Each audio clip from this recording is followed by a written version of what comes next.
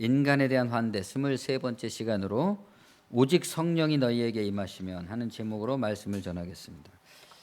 지난주에는 제가 지난해 중동 감기로 격리병동에 입원했다가 퇴원한 지 1년이 되는 그런 즈음이었습니다. 마침 그 완치자 연구 프로그램에서 검사가 있어서 서울대 병원에 갔는데 의사가 가지고 있는 그 두꺼운 그 문진 기록의 겉장에 보니까 어떤 생존자 이런 표현이 눈에 띄었습니다. 내가 생존자로구나 이렇게 생각을 하니까 그 사실을 기뻐해야 될지 축하해야 될지 잘 몰랐습니다. 나중에 듣게 된 바로는 그 당시에 입원한 환자들 가운데 별의별 사람들이 다 있었다는 겁니다. 죽음의 위협과 강제 격리 상태에서의 심각한 불안이 환자들에게 다양한 반응을 불러일으킨 거죠. 어떤 사람은 집에 가겠다고 난동을 부리고, 어떤 사람은 의료진에게 화를 내고 살려달라고 발작을 일으키고, 개중에는 억지로 제압을 해야 되는 그런 피치 못할 사정도 있었다고 그럽니다. 그런 의미에서라면 저는 매우 조용한 환자였습니다. 거의 말도 하지 않았고 먹지도 못했고 누워서만 지냈습니다. 간호사들이 하도 이렇게 우울하게 있으니까 텔레비라도 좀 보시라고 그래도 그런 친절에조차 대꾸도 전혀 하지 않을 정도로 대단히 뭔가 화가 나 있는 사람처럼 까칠한 그런 환자였습니다. 지금 생각하면은 제 마음속에는 완치 판정을 받고 집에 돌아갈 것인지 죽을 것인지 그 판단을 기다리느라 아무것도 할 수 없었던 건지 모르겠습니다. 생존자라는 말이 구사일생으로 치열하게 싸워서 자기 생명을 살아낸 그런 사람의 의미라면 저와는 어울리지 않는 셈이죠. 저는 사실 깊은 우울에 빠져가지고 생존을 위한 적극적 노력을 거의 하지 않은 셈입니다. 엘리자베스 키블러-로스 여사가 죽음에 이르는 5단계라는 그 학설을 만들었는데 부정, 분노, 타협, 우울, 수용 이런 5단계입니다. 처음에 자기가 죽게 된다는 것을 사람이 알게 되면 부정한다는 거예요. 그럴 리 없다. 그 다음에는 이제 그 사실이 좀 기정사실화되면은 분노를 일으킨다. 내가 왜 이 일을 겪어야 되는가? 그 다음에는 그래도 결국은 사실은 사실이라는 것이 알려지면 이제 타협을 하게 된다. 만약에 내가 살아난다면 어떻게 하겠다. 그래도 죽는다는 것이 확실해진다면 아주 깊은 우울에 빠진다는 겁니다. 그 깊은 우울을 지나면 이제 수용의 단계, 모든 것을 받아들이게 된다 그랬습니다. 현대에 와서는 이 엘리자베스 키블러-로스 여사의 이 5단계를 죽음뿐만이 아니라 어떤 사람이 어떤 충격적인 사건을 받아들이게 되는 전 과정이나 이런 모든 과정에 다 해석을 확대해서 적용할 수 있죠. 어쨌든 제가 그 당시에 처해 있던 상황은 이 로스 여사의 학설에 따르면 깊은 우울의 단계가 아니었을까 이런 생각이 듭니다.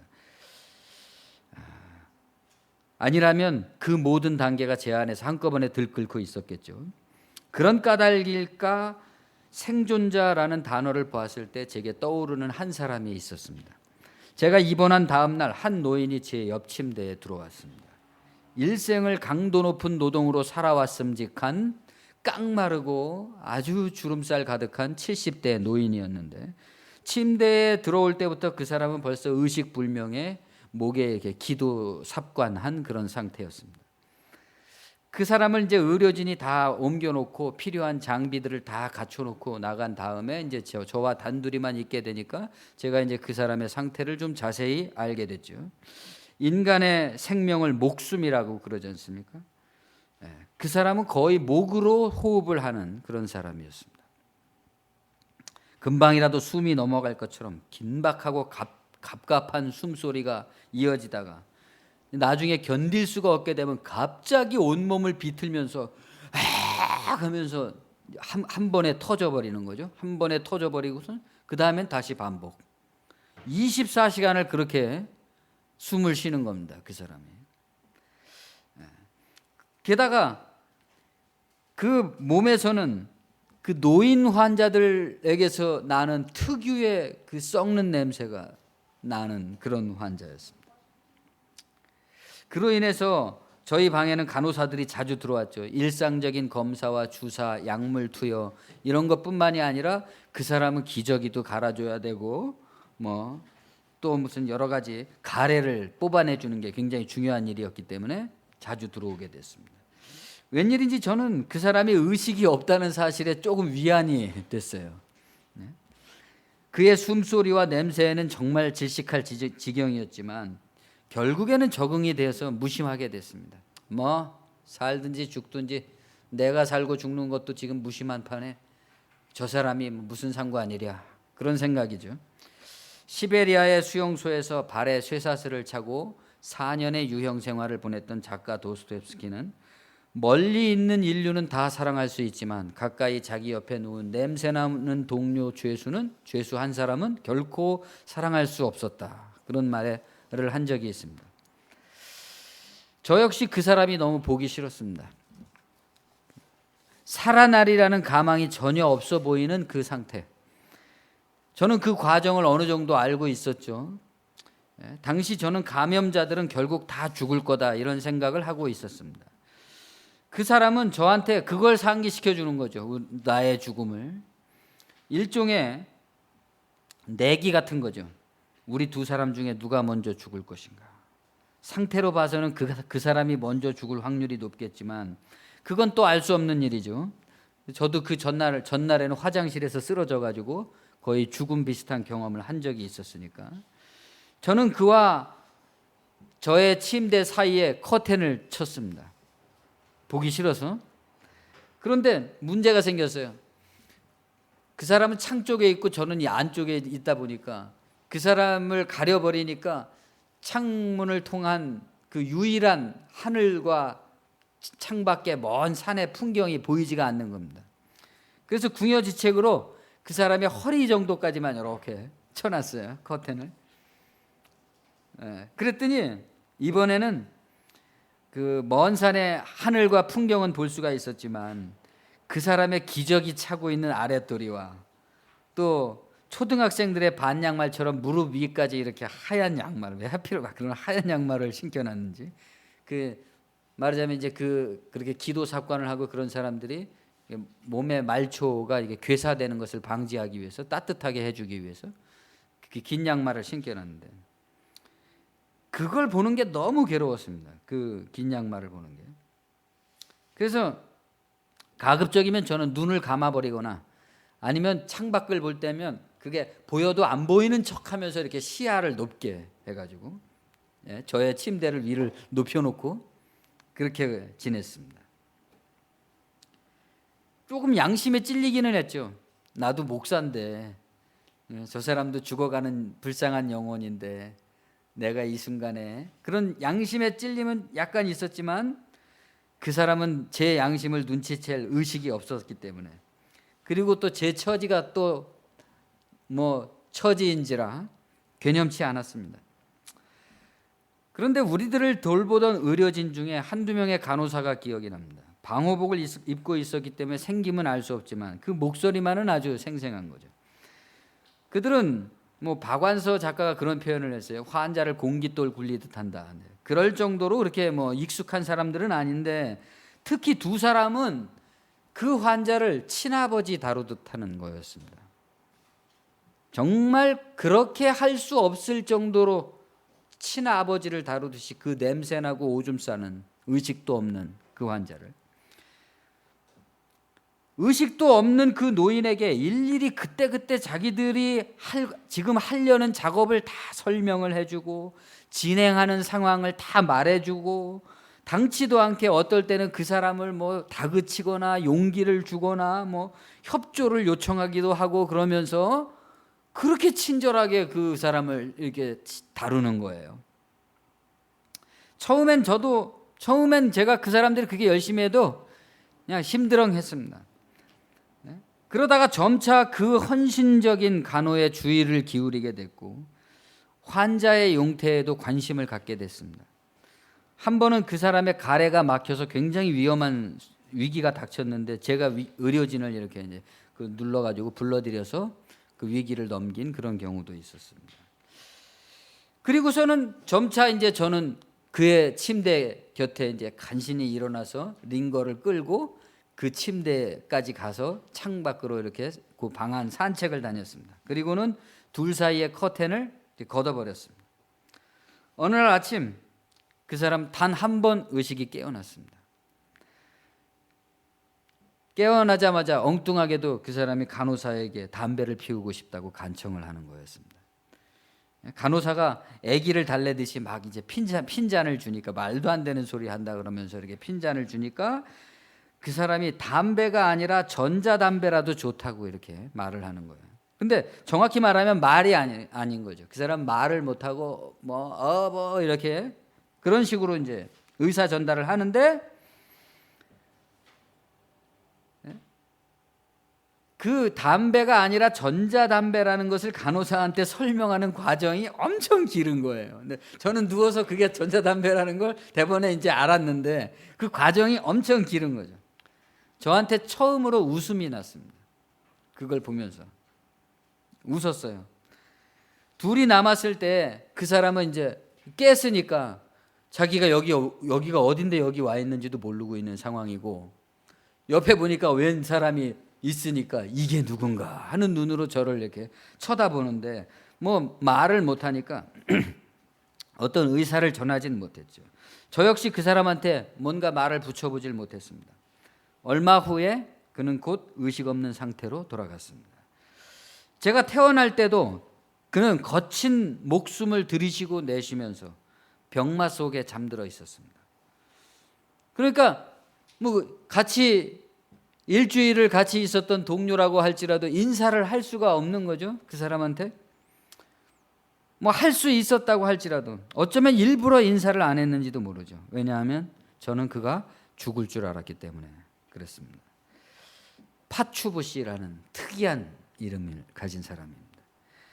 저는 간호사들이 그 사람의 이름을 부르는 것을 수도 없이 들었기 때문에 어느 날 제가 딱 한 번 그 사람 중국인이냐고 물어봤습니다. 간호사의 대답은 아닐 거라는 그런 애매한 대답이었어요. 파추부라는 이름이니까 한국 사람 이름으로는 흔하지 않은 거죠.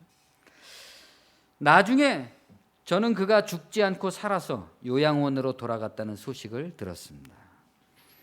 요양원에서 상태가 나빠져서, 아마 요양원에서는 담배를 못 피게 하니까 전자담배를 피웠던 모양이죠. 그분이 요양원에서 상태가 나빠져서 병원에 왔다가 감염이 되는 바람에 그렇게 된 거죠.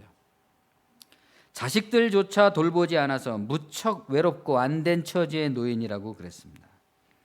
그러나 저는 그가 살아났다는 말을 듣고 비로소 저의 저 깊은 양심의 찔림에 대해서 약간의 위로를 받을 수가 있었습니다. 그가 죽었다면 내가 또 얼마나 괴로웠을 것인가. 그가 살아났다는 것은 나를 위해서도 정말 하나님의 은혜다. 그런 생각이 들었습니다.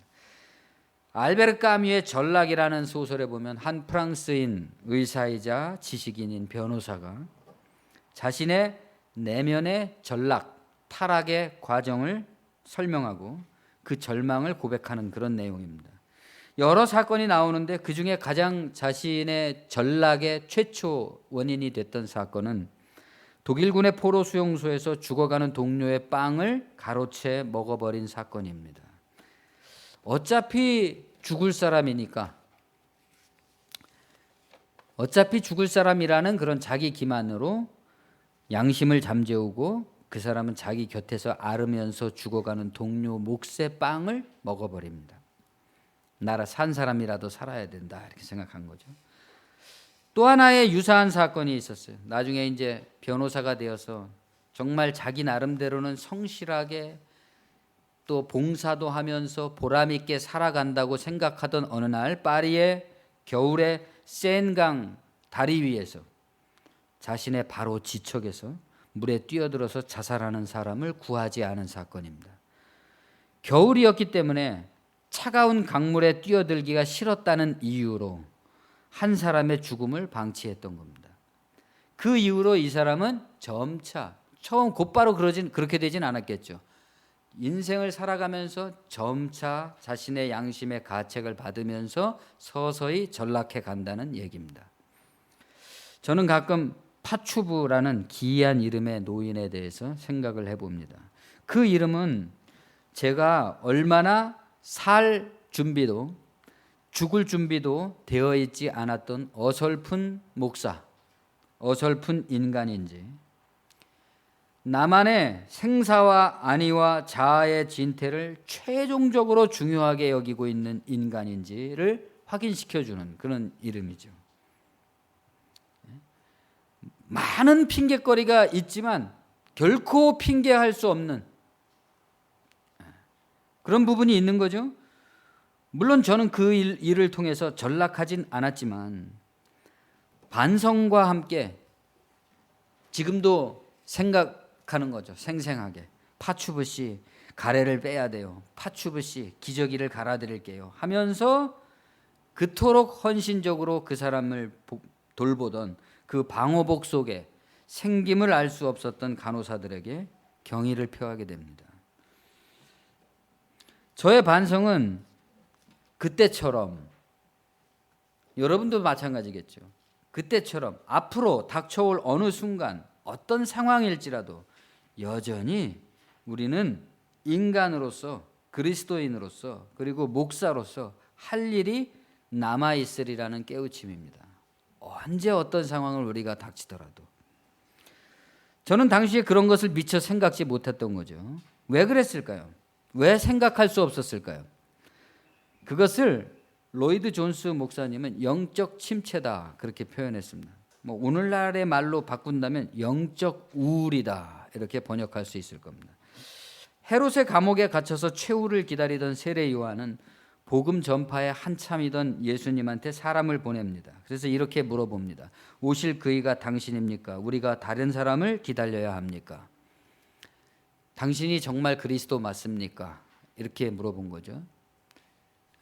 내가 믿는 하나님이 정말 하나님 맞는 겁니까? 내가 믿는 예수님 정말 참된 신앙 맞는 겁니까? 내가 이렇게 믿어서 정말 천국 간다는 거 맞는 말입니까? 그렇게 물어보는 겁니다. 조금은 지치고 회의적인 질문이죠. 예수가 지상에 계실 때, 그리고 그분이 부활하고 승천하신 이후, 그리고 모든 기독교 신앙에 대해서 의문이 가해질 때 이 질문이 나왔습니다. 당신이 정말 그리스도 맞습니까? 당신이 정말 우리의 구원자가 맞습니까? 의문의 내용은 너무나 분명한 거죠. 예수는 누구인가? 사람인가? 신인가? 그러나 질문은 그런 형식이지만 질문의 본질적인 내용은 회의하고 있는 인간의 상황입니다. 도저히 하나님을 믿을 수 없고 믿어지지도 않고 이게 정말 맞는 상황인가 그런 싶은 그런 상황에 대한 질문이죠. 이런 상황에서도 하나님은 정말 계시단 말이냐? 이런 상황에서도 하나님은 믿을 만하다고 설교할 수 있겠느냐? 왜 우리가 믿는 기독교 신앙은 편안할 때는 한없이 축복을 주시는 것 같은데 정말 나에게 뭔가를 주셔야만 되는 그 절대절명의 순간에는 이토록 침묵을 지키면서 무기력한가? 아니 무기력 정도가 아니라 아예 그냥 아무것도 없는 것 같은가?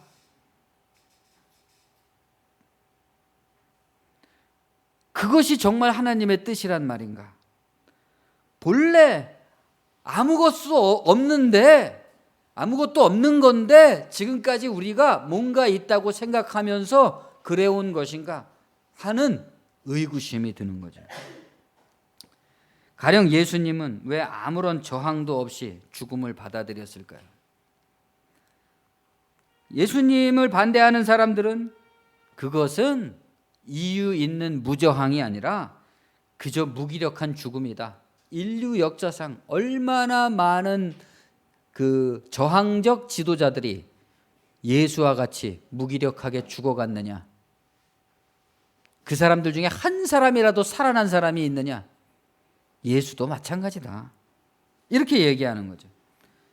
그러나 믿음파에게는 그것은 십자가의 죽음으로써 오히려 죽음을 끝내는 역설적 복음을 위한 것이었다. 이렇게 설명하는 거죠. 그렇기 때문에 그분은 누군가에게 죽임을 당한 게 아니라 자기가 자발적으로 죽음을 선택하셨다. 그러면 이제 반대파는 비웃는 거죠. 자발적 무력한 죽음으로 죽음을 끝낸다고? 그런데 왜 그렇다면 현실의 기독교인들은 자발적 죽음으로 죽음을 끝내는 예수의 길을 가지 않는 것이냐? 왜 그토록 현실의 기독교인들은 끝까지 살아남으려고 길을 쓰는 것이냐? 이렇게 비웃겠죠? 그러니까 이제 믿음파는 논리상 궁지에 몰리는 겁니다. 생각해 보니까 맞다. 예수는 정말 자기가 죽음으로써 죽음을 끝내는 역설적 복음을 위해서 자발적 죽음을 선택하셨는데 우리 기독교인들은 그 예수를 이용해서 어떻게 하든지 살아남으려고 그런다 이거. 그래서 논리상 궁지에 몰려서 어떻게 합니까? 십자가를 축복의 복음으로 바꾸는데 전심전력하는 거죠. 십자가에는 그렇게 괴롭고 곤혹스러운 것만 있는 게 아니야. 하나님의 은혜에는 축복도 있고 뭐도 있고 뭐도 있고 뭐도 있고 십자가는 요만큼 있는 거죠. 이렇게 되는 거죠. 그러자 어떻게 됐습니까? 복음은 쇠퇴하고 교회의 의전과 권력은 부흥하게 됐다. 교회가 커지고 부흥하고 권력이 세지는 곳에서는 복음의 메시지는 항상 쇠퇴하게 된다. 일단 교회가 부흥하고 성장하게 되니까 복음의 내용과 목적이 정말로 바뀌어버렸어요. 이제 죽음을 끝내기 위한 자발적 죽음이 아니라 하나님의 축복, 하나님의 영광 이런 걸로 바뀐 거죠. 사업과 권력의 목적은 결코 죽음이 아닙니다. 사업을 시작하면서 망하려고 하는 사람이 있습니까? 아니면 권력을 움켜쥐려는 사람이 그 권력을 통해서 자기가 죽으려고 하는 사람이 있겠습니까? 죽음이 아니죠. 어떻게든 성공하고 살아남아서 이어가고 확장하고 물려주는 게 기독교의 목적이 됐습니다. 예수님은 요한에게 대답하셨어요. 예수께서 대답하여 이르시되 너희가 가서 듣고 보는 것을 요한에게 알리되 맹인이 보며 못 걷는 사람이 걸으며 나병 환자가 깨끗함을 받으며 못 듣는 자가 들으며 죽은 자가 살아나며 가난한 자에게 복음이 전파된다 하라. 하여튼 장황한 내용이 있지만 제일 중요한 건 복음이 전파된다 이겁니다. 누구든지 나로 말미암아 실족하지 아니하는 자가 복이 있도다. 복음이 전파되는데 말씀이 묘하잖아요. 복음이 전파되는데 그것 때문에 실족하는 사람도 있다 이겁니다. 실족하는 사람도. 복음이 아무리 전파되면 뭐해? 나는 이런데 이런 사람이 생긴다는 거예요. 네? 지금 세례 요한이 그 처지 아닙니까? 복음이 아무리 전파되면 뭐해? 나는 이 감옥에서 혼자 죽게 돼 있는데. 문제는 복음에는 언제나 의구심이 따라붙는다는 사실입니다. 복음의 내용에는. 그런 의미에서라면 오히려 십자가를 거세한 변질된 복음이 더 나아 보이는 거예요. 사람들이 왜 그토록 욕을 먹으면서도 지탄을 받으면서도 그런 대형교회에 모이겠습니까? 이유가 있죠. 거기서는 자신을 유리하게 하는, 자신의 자아를 유리하게 하는 그게 있는 거예요. 그러나 십자가, 자발적인 죽음 이런 얘기를 하면 그 사람들 싫어합니다. 변질된 복음은 세속적 성공의 확신을 주입시켜 주지만 십자가의 복음은 오로지 자기 부인만을 설파하기 때문이죠. 마치 복음은 계속 전파되고 있지만 요한 자신은 거기에서 처형당함으로써 생을 마감하게 되는 현실과 같은 겁니다. 그걸 받아들일 수 있겠습니까, 여러분? 오늘날 도무지 자기 죽음을 받아들이지 않아서 발생하는 점점 뻔뻔해지고 있는 기독교를 생각해 보십시오. 나는 죽고 복음은 살아야 된다 이렇게 생각해요? 그 사람들이? 아니죠. 복음은 죽든지 말든지 나는 살아남아야 되겠다 이거 아닙니까? 만일 여러분이라면 어떻게 하겠습니까? 여러분이 그 지탄받는 사람들이라면 그래 나는 대중 앞에서 죽고 그러나 하나님의 대의는 살아야 된다 이렇게 생각할까요? 하나님의 대의야 어떻게 되든 말든 나는 끝까지 살아남아야 돼 이럴까요? 십자가를 받아들인다는 것은 개인적으로는 침체와 우울을 감수해야만 되는 것입니다. 침체라고 했죠. 의심도 아니고 불신도 아닙니다. 우리가 하나님께 항의하고 하나님 이게 뭡니까? 나를 도대체 왜 이렇게 하시는 겁니까? 그랬다 해서 우리가 안 믿는 사람이 되는 게 아니죠. 불신하는 게 아닙니다. 침체에 빠진 거죠. 우울에 빠진 거죠. 나는 이토록 하나님을 열심히 믿고 있는데 왜 저한테 이렇게 하시는 겁니까? 왜 이렇게 대해 주시는 겁니까? 이 세상에는 나보다 100만 배는 더 나쁜 인간들도 뻔뻔하게 잘 살고 있는데 나한테 왜 이러시는 겁니까? 우울에 빠진 겁니다. 그런데 왜 우울에 빠진 거죠? 자아에 몰두했기 때문입니다. 자아에 몰두해 있어요. 십자가의 자기 부인의 반대가 자아 몰두가 아닙니까? 십자가는 본래 자아를 부인하는 것을 가리키는 것인데 우리는 그런 위기의 순간에 어느덧 자아에 몰두하게 되죠. 그것은 다시 말해서 우리도 모르는 사이에 우리가 그동안 얼마나 십자가의 복음과 멀리 떨어진 삶에 익숙하게 살아왔는지를 깨닫게 해주는 순간이죠. 만일에 이런 순간이 없었다면 우리는 그래도 나는 잘 믿고 있는 사람이고 괜찮은 기독교인이고 뭐 이런 사람이라고 생각하고 있었을지도 몰라요. 얼마나 많은 기독교인들이 자아에 몰두해 있으면서 취해 있으면서도 자기는 괜찮은 기독교인이라고 생각하면서 살고 있기 때문에 이렇게 되는 거죠. 그러나 하나님께서 우리에게 어떤 위기의 순간을 주시면 내가 얼마나 자아에 몰두해 있었던 인간인지를 알게 됩니다. 자기를 부인한다는 것 말이 쉽지 대단히 어려운 일입니다. 더구나 위기의 순간에 절체절명의 순간에 하나님도 신앙도 감각할 여지가 없이 무화돼 버린 비현실적인 상황에서라면 우리는 재빨리 자아로 돌아가기가 십상입니다. 깊은 자아의 우울에 빠져서 일어날 수가 없죠. 기껏 그토록 자기 부인과 십자가를 묵상하고 공부하고 기도했지만 자아의 상태는 너무나 자연스럽게 복구되고 마는 겁니다. 의지할 것은 자아밖에 없기 때문이죠. 확실한 것, 나. 그러나 알다시피 자아라는 것은 그 시작과 끝에 자취가 없습니다. 자아가 언제 생겼죠? 우리가 어머니 뱃속에서 태어날 땐 자아라는 게 없었습니다. 그러다가 조금 이제 엄마를 알게 되고 아빠를 알게 되고 말을 하게 되고 그러면서 자아라는 게 생깁니다. 그래서 요건 요렇구나 저건 저렇구나 요렇게 살아야 되는구나 저런 사람은 저렇게 대해야 되는구나 이런 사람은 이렇게 대해야 되는구나 요럴 때는 이렇게 말해야 되는구나 그런 자아가 가득 차게 되죠. 자아는 생명이 아닙니다. 죽음이죠. 살기 위해서 온갖 기술을 늘려간 게 자아가 아니겠습니까? 근본적으로 신뢰의 대상이거나 믿음의 상태가 못 됩니다. 그래서 시간이 흐르면 우리는 어떻게 됩니까? 후회하죠. 베드로처럼 후회하게 됩니다. 내가 어디에 있었나? 내가 어디 있나? 내가 무엇이라고 거기에 매달렸었나? 며칠 전 딸과 함께 드라이브를 갔습니다. 도피안사라는 절에 들렀는데 거기에 거대한 수목장이 있었습니다. 생모의 연대로만 날짜로만 남겨진 많은 사람들. 생존의 기간은 각기 달랐죠. 어떤 사람은 너무 짧은 생애, 어떤 사람은 제법 긴 생애. 그러나 공통점은 그들의 생존의 전 기간을 매달렸을 그 자아가 지금 어디 있는가? 그들이 어떻게 살았는지는 모르죠. 그들이 오늘의 이 결국을 바탕으로 인생을 살았다면 그 결과 분명 그들은 보상을 받았을 겁니다. 그 보상을.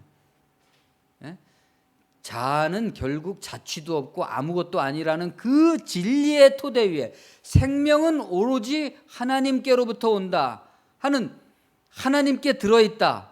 살고 죽는 그런 게 아니다 하는 그 토대 위에 살았다면 그 보상을 받았을 것이 분명하다. 그러나 그렇지 못했다면 그 자아에 매달려서 일생을 보냈다면 그 또한 마찬가지로 그 보상을 받았을 것이다. 왜냐? 이게 과학이잖아요. 콩 심으면 콩이 나고 팥을 심으면 팥이 나잖아요. 이게 과학입니다. 율법적 행위를 강조하는 것도 아닙니다. 과학입니다. 모든 존재가 그 법으로 돌아가는 과학.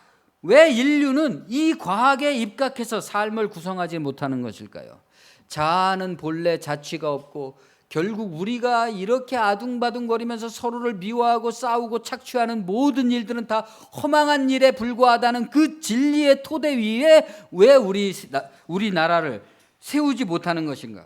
왜 세속의 정부와 세속의 인간들은 이 종교적 진리에 입각한 세상을 건설하려고 보다 직접적으로 진리에 헌신하지 못하는 걸까요? 왜 고작 한다는 소리가 종교와 정치는 다르다, 이딴 소리만 하는 걸까요? 다를 이유가 뭐가 있습니까? 삶은 다 똑같은데, 삶의 조건이. 그러면 더 큰 문제는 왜 교회는 정치와 종교는 다르다는 식의 자기도 이해하지 못하는 어설픈 논리를 가지고, 바보 같은 말을 가지고 왜 보다 직접적으로 이 진리를 세상에 전파하지 못하느냐 이겁니다. 그토록 거대한 권력과 힘과 역량과 돈을 가지고 있으면서도 왜 이 진리를 보다 직접적으로 세상에 전파해내지 못하느냐. 분통이 터지죠. 그러나 그리스도는 자신의 죽음으로 이 모든 의문에 대한 답을 해주십니다. 거기서 어떤 사람은 예수의 죽음을 통해서 여전히 자아의 절망과 죽음을 보지만, 무기력한 절망과 죽음을 보는 거지만, 어떤 사람은 역설적이게도 개인의 절망과 죽음을 넘어서는 신적 승리를 봅니다. 죽어도 죽은 게 아니에요. 자신의 죽음을 받아들이면서도 그 죽음이 죽은 게 아닙니다. 왜? 죽고 사는 그 자아의 생각 따위는 하나님에게 속해 있는 게, 하나님은 영생불멸이다. 이 점을 우리가 놓치지 말아야 됩니다. 도적이 어느 시점에 온다는 걸 알았다면 깨어서 잡았을 것이다. 그렇기 때문에 항상 깨어 있어야만 된다. 항상 우리가 깨어 있어야지. 그렇지 않으면 죽음에게, 유혹에게, 압박에게, 압력에게 다 속아서 그냥 자아로 돌아가 버리는 거죠. 불교와 기독교의 차이가 뭡니까? 불교를 한마디로 정의하자면 명상이 흐트러지는 것을 포기하지 않고 바로잡는 게 불교입니다. 기독교를 한마디로 하자면 뭐가 될까요? 믿음, 곧 자기 부인이 흐트러지는 것을 포기하지 않고 바로잡는 겁니다. 포기하면 거기서 끝나는 거지만 포기하지 않으면 계속 가는 거죠. 끝까지, 내가 죽는 순간까지 포기하지 않는 겁니다. 일관성을 갖게 됩니다. 미래를 준비합니다. 다음번엔 실수하지 않습니다. 그렇다고 해서 다음번에 실수하지 않기 위해서 또 한 번 그 병원에 가고 싶은 생각은 없지만, 지나간 것은 지나간 대로 그런 의미가 있다. 그런 노래가 있잖아요. 이게 무슨 의미일까요? 지나간 것은 지나간 대로 그런 의미가 있다는 게 뭡니까? 다시는 그런 일을 오지 말라고 깨우치고 배우라는 거잖아요. 그것을 통해서. 그게 영적 우울을 극복하는 방식입니다. 그것을 통해서 배우는 거, 다시는 그런 일이 반복되지 않게 하는 거, 거기에 빠져 있지 않는 거, 거기서 빠져나오는 거, 그것이 이야기해주는 그 새로운 생명으로의 도약, 나를 부르는 새로운 부름, 그것이 뭔가 그리로 나아가는 겁니다. 그렇지 않으면 우리는 세례 요한처럼 그 우울에 빠져서 당신이 정말 그리스도가 맞습니까? 이 상태에 머물게 되죠. 그들이 모였을 때 예수께 여쭈어 이르되 주께서 이스라엘 나라를 회복하심이 이때입니까? 우리도 이런 질문 많이 하잖아요. 주님, 이 진짜 먹 같은 이 세상 빨리 좀 어떻게 언제입니까? 이런 거죠. 이스라엘 나라 회복할 때가 이때입니까? 이르시되 때와 시기는 아버지께서 자기 권한에 주셨으니 너희 알 바 아니요. 우리 알 바 아니라는 겁니다. 그거는. 이 말도 안 되는 이 세상, 우리나라, 우리 사회 언제 어떻게 좀 될까요? 때와 시기와 권한은 너희 상관할 바가 아니라. 그럼 우리가 할 일은 뭡니까? 오직 성령이 너희에게 임하시면 너희가 권능을 받고 예루살렘과 온 유대와 사마리아와 땅 끝까지 이르러 내 증인이 되리라. 권능을 받는 데입니다. 무슨 권능을 받는 걸까요? 성령의 불 받아갖고 무슨 그냥 막 입에서 불이 나가는 걸까요? 손바닥에서 뭐 장풍이 나가는 걸까요? 한때 한국교회가 그런 시대가 있었지 않습니까? 그 결과가 지금이잖아요. 증인이 되는 권능이라 그랬습니다. 증인이 되는 권능. 그냥 쉽게 전도의 능력을 받는 게 아니라 그리스도의 증인이 되는 능력입니다. 이 둘의 차이가 오늘날 증명되고 있는 거잖아요. 한국교회는 이 권능을 증인이 된다는 것을 무조건 예수 믿으라고 전파하는 거라고 생각해 왔잖아요. 그 결과가 지금 많은 성도를 거느리게 됐지만 이 결과가 됐습니다. 그것은 전도의 능력이라기보다는 어떤 능력이에요? 그리스도의 증인되는 능력. 그리스도의 증인된다는 게 뭡니까? 죽음과 부활입니다. 죽음만도 아니고 부활도 아니죠. 죽음이 있어야지만 부활이 있는 거죠. 그렇기 때문에 우리가 남들에게 보여줄 수 있는 것은 부활을 믿는 방식으로서의 한 알의 밀 같은 죽음의 삶입니다. 죽음의 방식으로서의 삶. 오직 그 하나를 위해서. 그래서 복음은 일련의 하나의 행동 방식이고 거기에는 일관된 철학적 원리와 과학적 목표가 있습니다. 이 일관된 게 안 보이면 사람들은 메시지가 되지가 않아요. 이럴 땐 이렇고 저럴 땐 저럴 뿐이죠. 믿음이 충만할 땐 믿음이 충만했다가 또 어떨 때는 지극히 세속적이고 그러면 일관성이 없기 때문에 메시지가 되질 않습니다. 일관된 행위를 가질 때 그걸 믿는 믿음 때문에 우리의 행위의 방식, 사는 방식, 존재 방식이 결정됩니다. 이 말씀을 받았던 첫 세대 기독교인들 어땠습니까? 죽음을 불사하고 이 죽음과 부활의 자유를 증거했잖아요. 로마의 권력 앞에서 사자 우리 안에서 십자가형을 당하면서. 그러나 기독교가 권력이 되니까 모든 종류의 권력 앞에서 기독교인이 권능을 잃어버렸어요. 옛날에 권력이 없을 때는 권력 앞에서도 당당했는데 지금 이제 권력을 얻게 되니까 권력의 비굴함. 권력이라는 것은 강한 것 같아도 원래 비굴한 겁니다. 권력이 되지 못하고 권력에서 소외되고 권력의 반대편에 서게 되는 일 앞에서 십자가는 소멸되고 자아는 확대돼 버렸습니다. 그토록 주님께서 자기 부인을 얘기하셨는데 자아가 다시 다 살아났습니다. 그리하여 신앙적으로는 너무나 무력하고 안일하고 비굴하고 비겁하죠. 아무리 입으로 신앙을 설파하는 사람이라도 언제나 그 사람의 최종 선택으로 차지하고 있는 것은 자아의 욕망이죠. 그런 경우를 많이 보죠. 입으로는 그토록 신앙을 이야기하는데 어떤 행위를 하는 최종적인 그 결과는 항상 자아의 욕망에 따르는 겁니다. 김기석 목사님의 신간 세상에 희망이 있느냐고 묻는 이들에게라는 책을 읽다가 인용된 아우슈비츠 수용소 생존작가 프리모 랩이라는 사람의 말에 밑줄을 그었습니다.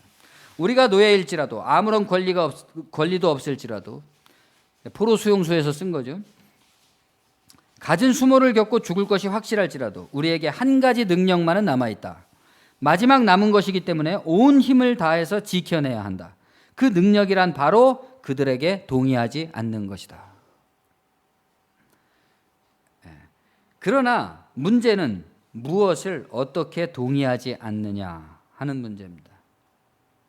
그냥 말로만 우리가 동의하지 않는다 그럴 것 같지만 실제 현실을 닥칠 때는 무엇을 어떻게 동의하지 않을 것인가가 결정이 돼야 되죠. 말은 쉽지만 아우슈비츠 같은 예를 들어 격리병동 같은 그런 극단적 상황 속에서도 여전히 그 현실의 방식은 쉽지가 않습니다. 어떻게 동의하지 않을 거냐 세상 정신에. 세상 정신이라는 게 도대체 뭐냐에 깨어있지 않으면 나나 믿는 나나 안 믿는 사람이나 다 비슷하게 돼버리는 거죠. 무엇이 필요합니까? 성령의 권능입니다. 성령의 권능. 성령의 권능이라 그래서 무슨 뜨거운 불을 받고 그런 얘기가 아니에요. 냉철한 성령의 권능. 뭡니까? 성령이라는 게 거룩한 영입니다. 시시하고 세속적인 정신 상태가 아니라 비상하게 깨어있는 정신이다. 자아를 부인한 정신, 자기를 부인한 정신. 죽음도 능가하는 결연한 지식과 그 의지죠. 이것이 없이는 자아의 절망과 태행과 유혹과 압력과 회유를 이길 수가 없습니다. 성령에 대해서 착각하고 있기 때문이에요. 여러분이 눈을 감고 여러분에게 떠오르는 모든 생각을 다 부정하고도 남는 것이 성령이다 이겁니다. 다 부정했을 때 내가 처해 있는 모든 현실, 그 현실이 나에게 주는 모든 압박, 그것을 다 부인하고도 살아남아 있는 생명이 성령이다 이겁니다.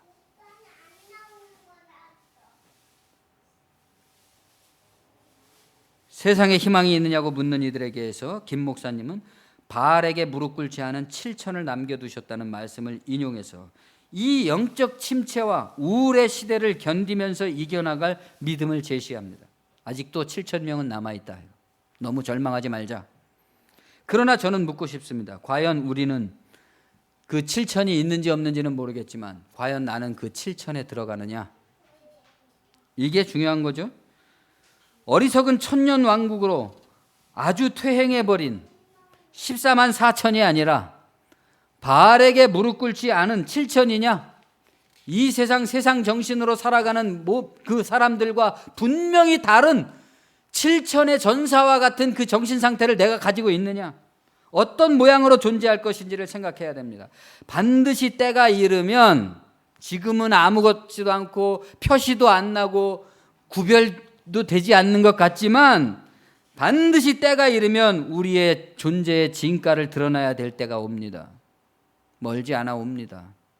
개인적으로도 옵니다. 내가 살아온 나의 진가를 드러내야만 될 때가 옵니다. 필요할 때가 옵니다. 그때 상황에 따라서 신앙이라는 것을 취미생활 하듯 여겨서는 안 됩니다. 지금이야말로 한나와 사무엘의 시대처럼 하나님께서 우리를 어떻게 쓰실지, 나를 도대체 어떻게 쓰실지 그때를 위해서 준비해야 됩니다. 성령을 받아야 하고 그 영에 깨어 있어야 됩니다. 믿음, 곧 자기 부인이 흐트러지는 것을 포기하지 않고 바로 잡는 것, 그것이 우리의 능력입니다. 기도하겠습니다. 주님 은혜를 감사합니다. 오직 성령이 너희에게 임하시면 너희가 권능을 받고 예루살렘과 사마리아와 온 유대와 땅끝까지 이르러 내 증인된다 하셨습니다.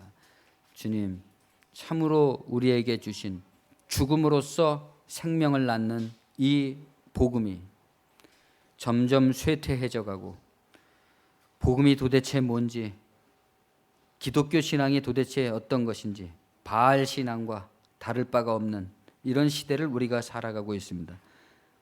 이 바알에게 무릎 꿇지 않고 죽음으로써 생명을 낳는 그 정신을 간직한, 그 영을 간직한 7천이 언제나 있다고 말씀하셨지만 과연 내가 거기에 들어가 있는지 우리 다시 한번 생각하게 됩니다.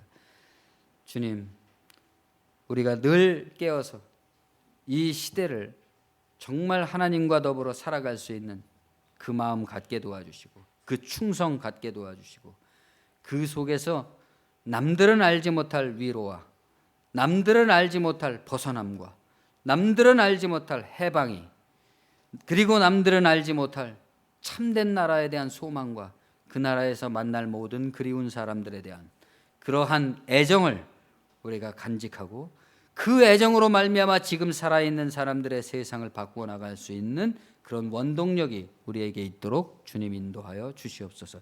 예수님의 이름으로 감사하며 기도합니다. 아멘.